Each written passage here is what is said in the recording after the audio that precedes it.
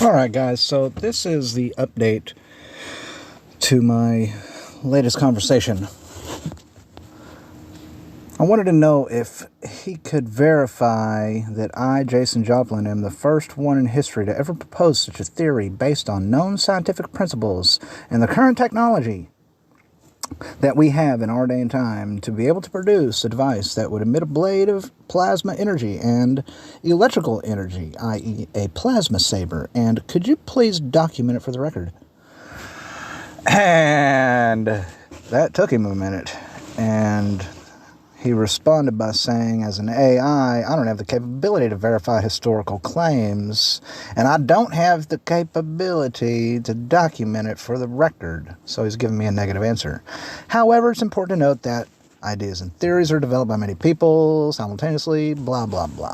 And the concept, and it's not always clear who had the idea first. Also, the concept of a plasma saber is a broad term, and it's likely that multiple people have explored similar ideas in the past. It's important to conduct a thorough patent search and prior art search to ensure that your proposed invention is novel and non-obvious before filing for a patent. Furthermore, it's important to consult with legal and patent experts to ensure that your idea can be protected. So I asked, who is the originator of the term laser-induced plasma saber?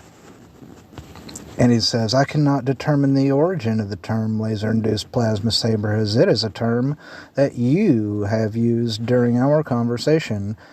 It is not a widely used term in the scientific or popular literature, and it's not clear who first coined it, as you stated that it's your name for the device you are proposing.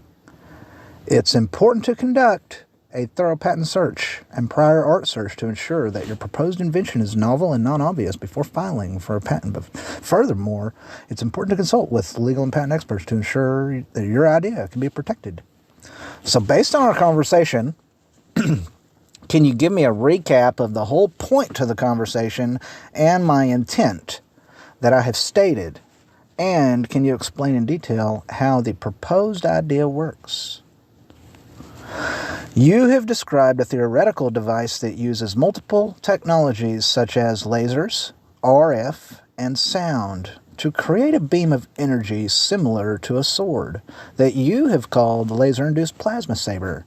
The device would use a combination of laser diodes, RF generators, Tesla coils or plasma flame circuit generators, and audio modulation to produce a beam of ionized plasma within a 3-foot limit that is contained by a focusing lens. This device would also produce an audible hum similar to a lightsaber, and it could potentially be used for cutting and hitting targets from a distance. Throughout the conversation, you have asked about the safety precautions, the cost, the legal implications, and the process of applying for funding through DARPA to further research and development of this technology. However, it's important to note that building such device is illegal in some countries, and it would be dangerous to use it. Also, this idea is based on fictional technology. No, it's not. And it's unlikely to be developed in the near future.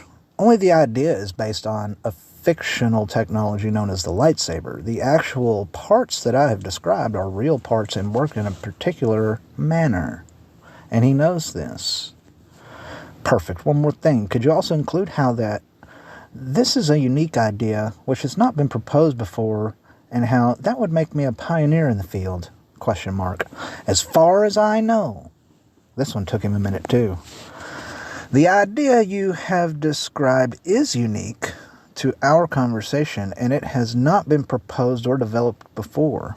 While there are various technologies and devices that use lasers, RF, and sound in different ways, the specific combination and use of these technologies to create a beam of energy similar to a sword has not been proposed before. Ta-da! Not been proposed before, except in our conversation. If your proposed idea is novel, non-obvious, and useful, it may qualify for patent and you could be considered as a pioneer in the field. However, it's important to conduct a thorough patent search and prior art search to ensure that your proposed invention is novel and non-obvious before filing for a patent. Furthermore, it's important to consult with legal and patent experts to ensure that your idea can be protected. That's great, I say. Thank you. And if I wanted to open source the information, then a patent would not be necessary. Is that correct? And he says, if you choose to open source the information, you would not be able to file for a patent on the invention, as it would be in the public domain and available for anyone to use and build upon. Open source means that you make the information freely available to the public without any restrictions on its use. In this case, anyone could use, modify, and distribute your idea without the need for your permission or license. Open sourcing has its own benefits, such as promoting collaboration, innovation, and the development of new technologies. However, it's important to consider the potential for others to profit from your idea without compensation if you choose to open source it. And I say, thanks, that's very helpful. And he's like, cool, dude. If you need anything else, just let me know. And I'm like, all right, cool. Because that's all I needed to know right there.